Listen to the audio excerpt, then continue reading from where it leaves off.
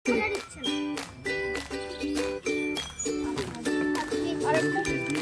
যে আমার ছেলের হাতে দে বাবা, বোমাকে দিয়ে জল দিয়ে দেবে।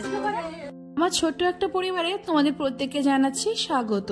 সেই সাথে বড়দের প্রণাম জানিয়ে আজকের ব্লগটা শুরু করলাম। আশা করছি ঈশ্বরী কৃপায় তোমরা যে যেখানে আছো ভালো আছো ও সুস্থ আছো। ব্লগের শুরুতেই দেখতে পাচ্ছ রেডি হচ্ছি, কিন্তু কোথায় যাচ্ছি জানতে ইচ্ছে করে বলো?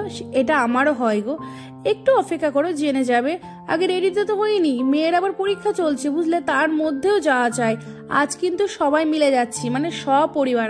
সরি একটু ভুল বলে ফেললাম, আমার শাশুড়ি মা যাচ্ছে না, আমার শাশুড়ি মা সব বাড়ি যায় না, কিন্তু আমি চাই গো আমি প্রত্যেকের বাড়ি যাই, একটু ভালো ব্যবহার পেলেই তার বাড়ি যাই। প্রত্যেকের বাড়ি যাই বলে যে আমাকে খারাপ নজরে দেখে পছন্দ করে না তার বাড়ি যায় তা নয়, কিন্তু যার আমার চলন বলন ভালো লাগে না, যে আমার সুখ দেখতে পাই না, তার দিকে আমি ঘুরেও তাকাই না। যতক্ষণ না জানতে পারি ততক্ষণ তার সাথে মিল থাকে, যে জেনে যায় তার সম্পর্কে। আর আমরা আজকে যে ব্লগটা দেখছো এটা 1 তারিখে শুট করা হয়েছিল, মানে রবিবার দিন, আর আমি সোমবার দিন আপলোড করছি।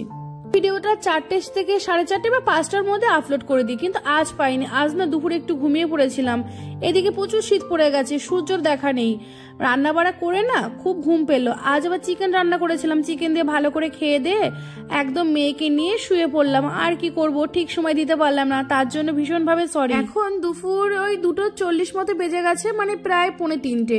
আমি কিন্তু রেডি হয়ে গেছি, এই দেখো কেমন লাগছে বলো।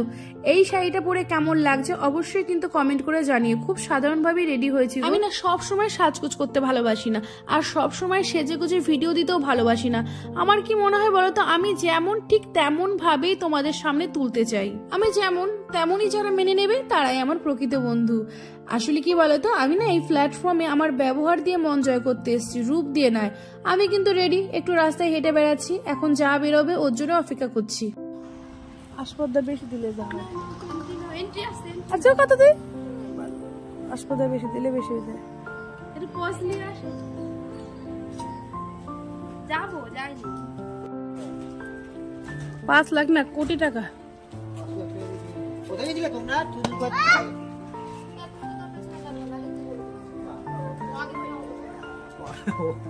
আগে থেকে বলে দিয়েছি আমি।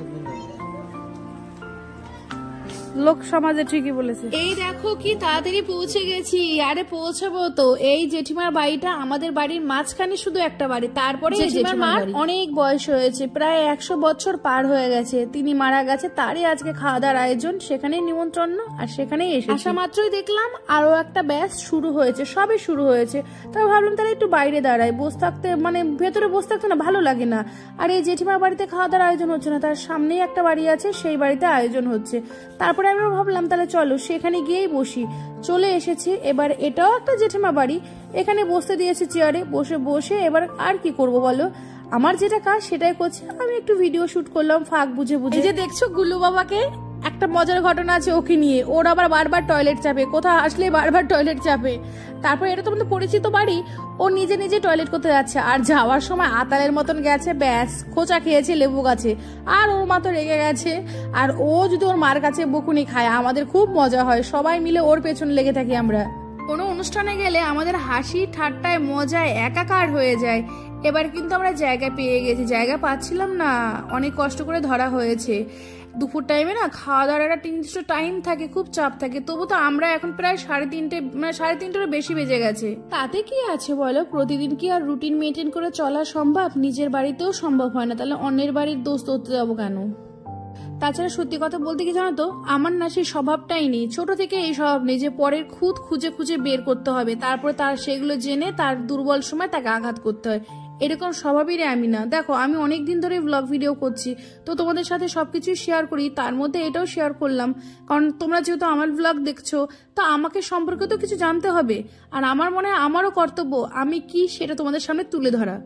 আরে জানো তো, আমার যে একটু কাজ কম থাকে, আমিও বসে বসে ভাবি বাবারে বাবা, মানুষের তো সময় কোথায় পাই গো। এই যে মানুষকে নিয়ে আলোচনা করা, তার কথাগুলো শোনা বসে বসে, এটার জন্য তো একটা টাইম লাগে। তারাও তো সংসারে কাজ করে, ফাঁকা টাইম বসে বসে এই যে পরের আলোচনা সমালোচনা, কে ভালো কে খারাপ, এই আলোচনাগুলো করে না করে ওই টাইমটা নিজের সংসারকে দেওয়াটা ভালো না? পুজো অর্চনা করো, নিজের পরিবারের মানুষগুলোর সাথে ফোনে কথা বলো, না তা করলে তো হবে না। তাহলে পরের বাড়ির খবরটা জানবো কি করে? আর কিছু কিছু পরিবারের মানুষও আছে নিজের পরিবারের লোকেরা নাচানাচি করে খবর দেওয়ার জন্য। কতদিন আমি আমার জায়ের সাথে একটা ফটো পোস্ট করেছিলাম, এক দিদিভাই বলেছে তোমাদের দু জায়ের বন্ডিং দেখলে মনটা ভরে যায়। আমি তাকে অসংখ্য ধন্যবাদ জানাচ্ছি। আমি তার উদ্দেশ্যে একটা কথাই বলছি, সম্পর্ক আমরা দুপক্ষ থেকেই টিকিয়ে রাখি, তাই আমরা দুজনেই ভালো। খাওয়া দাওয়া তো হলো, আবার দেখছো আবার ভাত মাখিয়েছি। আমি তাই করি, অনুষ্ঠান বাড়িতে গেলে না সমস্ত কিছু খাওয়ার পর লাস্টে মিষ্টি দেয়, আর মিষ্টি খেয়ে মুখটা আমার কেমন ফেতে ফেতে হয়ে যায়, ভালো লাগে না। আমি ঝাল খেতে ভালোবাসি, তাই আবার কিছু ভাত রেখে দেবো। হাত টাত ধোয়ার আগে আবার সেই 4:10 বাজে খেয়ে দিয়ে একদম উপর উঠে গেছে। নিচে একটু গল্প করছিলাম জায়ের সাথে। আচ্ছা, তবে আজকের ব্লগটা এখানেই শেষ করছি। আর যেতে যেতে আরো একটা কথা বলছি, যদি আমার ব্লগটা ভালো লাগে তাহলে অবশ্যই লাইক কমেন্ট করবে, আর যারা ফেসবুক থেকে দেখছো তারা একটু ফলো করে দেবে। আচ্ছা, ভালো থেকো, সুস্থ থেকো, আবার আগামী দিন দেখা হচ্ছে। টাটা।